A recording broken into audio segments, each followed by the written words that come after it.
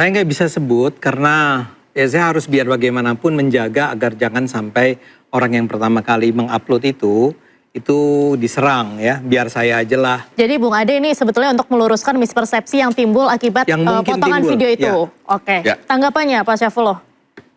Ya justru kalau menurut saya kontraproduktif. Apa yang dilakukan Bung Ade Armando di dalam podcast itu justru tidak ke sana akhirnya. Ya, gitu. Justru dampaknya yaitu tadi justru menghasut, membakar emosi. Apa yang dilaporkan oleh Gamki ini setipis kertas. Kenapa saya bilang begitu? Unsurnya tidak terpenuhi ketika berbicara 40 menit. Dan saya bertemu dengan Bang Abdul di situ. Dan saya sampaikan itu Bang. Nah Abang yang justru emosi sendiri melaporkan Ade Armando dengan podcastnya. Ini yang saya bingung. Ada apa dengan Ade Armando? Kenapa mau dilaporkan? Nah sementara kita sama-sama Muslim. Saya bertanya-tanya kenapa nggak Pak JK ya yang melaporkan saya ya? Oke, Bung Abdul silakan. Bung Abdul. Oke, jadi gini ya. Anda kembali diinterupsi pemirsa, kita langsung saja ke Bung Ade. Bung Ade tadi ingin menjelaskan soal apa yang Anda sampaikan di podcast Anda. Nah saya juga ingin tahu nih, Bung Ade dapat pertama kali video itu dari mana? Saya nggak bisa sebut karena ya saya harus biar bagaimanapun menjaga agar jangan sampai orang yang pertama kali mengupload itu diserang ya, biar saya aja lah. Kayak kemarin saya bilang, ya PSI nggak usah diserang lah, saya aja lah yang bertanggung jawab terhadap ini semua. Ini juga si video asli itu, saya tidak menyalahkan dia, saya rasa dia juga concern, tapi diangkat ya begitu saja ya. Dan dengan beberapa komentar yang saya khawatir itu menimbulkan mispersepsi di kalangan masyarakat. Tanpa ada konteks gitu. Karena dari tidak ada konteksnya. Nah saya tuh berusaha membantu kayak tadi menjelaskan, sebetulnya seharusnya bukan cuma umat Kristen yang marah itu, karena sebenarnya pembahasan tentang Islamnya pun salah. Tapi memang saya hanya mengomentari yang 2 menit. Saya tidak bicara tentang yang berapa tadi Bung Syaiful mengatakan apa 30 menit atau 40 menit ya. Memang saya hanya mengomentari yang pertama kali disiarkan pada tanggal 8 April. Saya kemudian membuat podcast itu pada tanggal 9 April mengomentari yang 2 menit yang saya tonton di tanggal 8 tersebut. Bukan, makanya saya katakan saya tidak bermaksud untuk memfitnah Pak JK, saya tidak bermaksud untuk mengadu domba umat beragama, saya tidak bermaksud untuk memanas-manasi siapapun. Saya hanya merasa berkewajiban nih sebagai seorang, ya kan saya kan dosen sebenarnya ya. Nah saya ingin mengatakan please masyarakat harus tahu bahwa kedua agama ini tidak bermusuhan ya. Ini 2 agama yang sebetulnya saling menghargai, menghormati. Jadi Bung Ade ini sebetulnya untuk meluruskan mispersepsi yang timbul akibat potongan video itu. Oke, tanggapannya Pak Syaifullah? Ya justru kalau menurut saya kontraproduktif. Apa yang dilakukan Bung Ade Armando di dalam podcast itu justru tidak ke sana akhirnya. Gitu. Justru dampaknya yaitu tadi justru menghasut, membakar emosi saudara-saudara kita Kristiani. Yang akhirnya menganggap Pak JK melakukan penistaan abang aja yang kayaknya tersulut emosi nih. Kan itu. Abang aja yang tersulut emosi. Itu fakta. Kalau yang lain sih enggak. Kalau kita lihat YouTube ceramah Pak Yusuf Kalla di YouTube-nya UGM sebelum tanggal 9 itu semua komentar positif. Semua komentar positif. Tapi setelah tanggal 9 itu negatif. Saya interupsi dulu. Ya, that is the point bahwa tadi disampaikan saudara saya Bang Abdul. Bang Abdul mengatakan bahwa Pak Yusuf Kalla adalah seorang tokoh perdamaian dan semua se-Indonesia tidak hanya 1 kali mendamaikan. Bagaimana ada unsur di dalam suatu penghasutan mengajak orang lain untuk memusuhi seorang Yusuf Kalla gitu loh. Ini kan nggak masuk akal. Sebentar, saya tanggapin dulu Abang. Terus yang emosi sebenarnya adalah abang kita ini sebenarnya yang emosi. Bukan terhasut dari yang lain-lain. Karena saya pun menonton. Saya anggap hal yang tidak mungkin ketika kita berbicara bahwa kita pelaporan yang dilakukan oleh seorang Ade Armando penghasutan. Dari mana bisa dia menghasut bahwa seorang Yusuf Kalla, seorang tokoh perdamaian bisa diajak bahwa dia menghasut Islam, kan nggak masuk akal gitu loh. Nah itu poin that's the point Bang. Oke Bung Ade, kalau penjelasannya Bung Ade Darmawan seperti tadi, kita lihat fakta di lapangan, kita uji. Ternyata fakta di lapangan ada organisasi GAMKI dan 18 organisasi kekristenan yang terhasut. Gitu kan? Oleh saya. Kan harus kita lihat nih. Ada beda konteks, Bang. Beda konteks, Bang. Karena gini, ya kalau orang rasional dan intelektual melihat bahwa potongan video itu harus mereka verifikasi dulu. Apakah benar sekelas Pak JK melakukan Itu. kalimat-kalimat seperti yang di podcast pertama yang dilihat oleh kami ya, tanggal 9 April oleh Bung Ade tadi. Lalu kita cek di lapangan, ternyata benar, ada yang terhasut. Itu kan Bung Ade dan kawan-kawan, kan sebenarnya bukan Bung Ade saja. Di saat yang bersamaan kami lihat bahwa ada Grace Natali, juga Permadi Arya, terus ada Ronald Bung Abdul melebar nih. Bung Abdul melebar. Bung Abdul melebar sampai ke Grace Natali. Bahwa kemudian yang kita bicarakan adalah persoalan di mana penghasutan yang disangkakan. Kan begitu. Nah, di mana penghasutannya? Faktanya sudah disampaikan. Sabar dulu. Saya selesaikan. Bung Abdul. Di mana husutnya?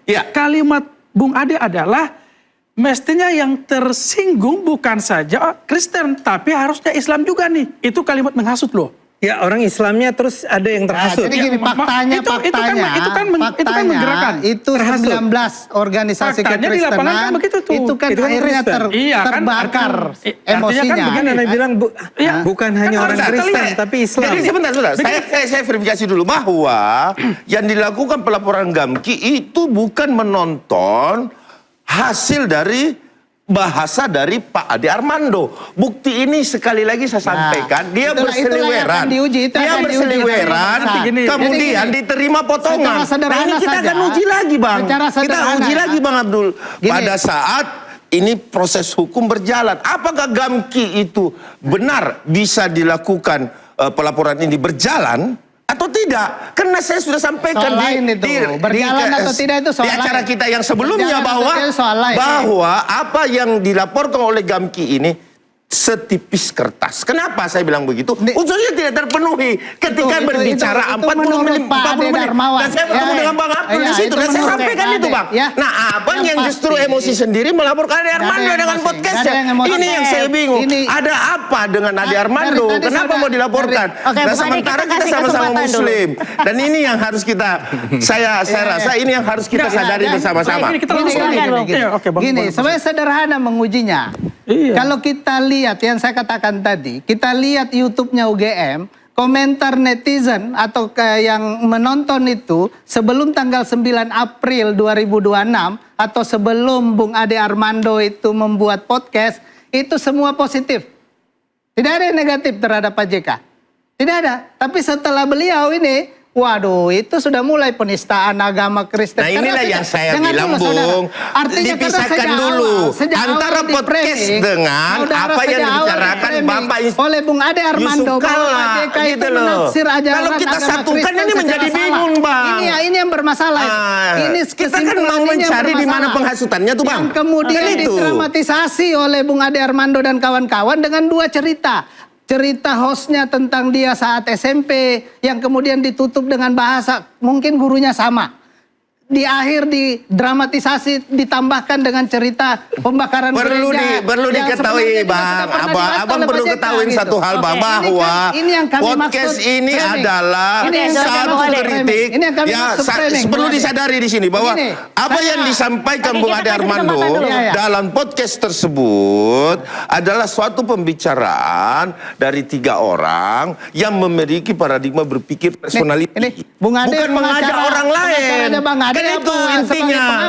Nah, itu intinya. Ini sebagai pengacara apa pengamat ini? Oke, kita langsung tanya ke orangnya. Sebagai kuasa hukum Pak Ade Armando, tentunya saya keberatan dong kalau dikatakan bahwa Bang Ade Armando menghasut. Tidak bisa dong. Kuasa hukum. Ya kan? Kita langsung ke Bung Ade. Bung Ade, silakan. Gimana? Ini nanti dia akan Belum tuh karena belum ada laporannya juga. Oh, belum ada. Kan saya belum dipanggil sama polisi. Oh, bukan ya? Enggak, Kak, tapi saya kan meminta beliau ini sebagai kuasa hukum. Wajar kalau dia bicara semacam ini. Iya, tentunya saya harus membela hak-hak. Ini sebagai pengamat kayaknya. Ya. Ada satu hal yang mungkin boleh saya bertanya-tanya, kenapa nggak Pak JK ya yang melaporkan saya ya? Bung Abdul silakan. Bung Abdul. Oke, jadi gini ya, kalau soal beliau kan kalau konferensi pers sudah kelihatan tuh sangat tidak terima. Itu fitnah gitu. Kalau pertanyaan kenapa Pak JK tidak melaporkan saya, Pak Ade Armando? Kalau kita lihat laporan yang dilakukan oleh Bung Saiful dan kawan-kawan 40 ormas Islam itu karena berkaitan dengan hasut. Beliau itu sudah difitnah, iya, merasa bahwa ini fitnah keji. Iya kan? Iya. Nah, yang mau disampaikan oleh Pak JK adalah tindakan dari Bung Ade Armando itu, makanya saya bilang di video itu, di podcast itu ada 2 peristiwa. Ada tuduhan fitnah dan pencemaran nama baik, ada delik biasa menghasut atau memprovokasi yang diatur di pasal 247 tadi. Saya masih tanya, kenapa Pak JK yang merasa difitnah, percaya dia difitnah, itu tidak mengadukan saya? Enggak, saya mungkin bantu gini ya. Kalau soal laporan itu kan hak orang ya, lapor. Saya mau tanya aja. Itu haknya Pak JK kan. Betul. Bung Ade juga tidak bisa. Kenapa kira-kira? Ya Pak JK yang paham alasannya. Bapak kan kuasa hukumnya Pak JK. Iya, mungkin beliau punya pertimbangan tersendiri yang beliau sampaikan ke kami. Tapi kalau beliau marah dan beliau tidak terima, iya.